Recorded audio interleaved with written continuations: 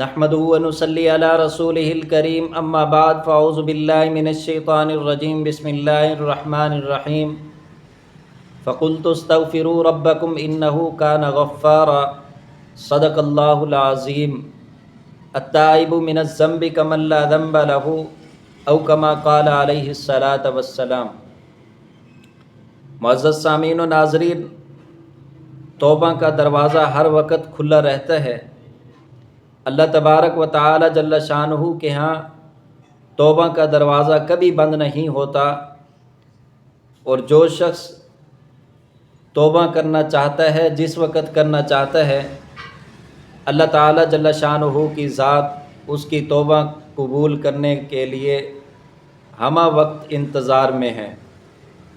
کہ حضرت صفوان بن عسال مرادی رضی اللہ تعالیٰ عنہ حضور پاک صلی اللہ علیہ وسلم کا ارشاد مبارک نقل کرتے ہیں کہ جانب مغرب ایک دروازہ ہے جسے اللہ تعالیٰ نے توبہ کے لیے بنایا ہے، اس کا عرض 70 سال یا 40 سال کی مسافت کے برابر ہے۔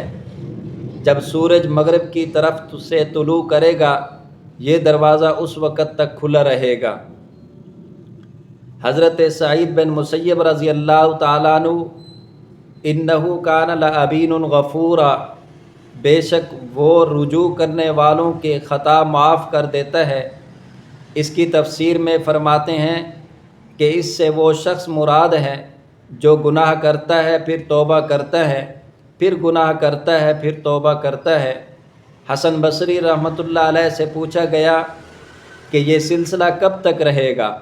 کہنے لگے یہ اہل ایمان ہی کا وصف ہو سکتا ہے کہ اہل ایمان لوگ اللہ تبارک و تعالی جل شانہ کی طرف رجوع کرتے ہیں۔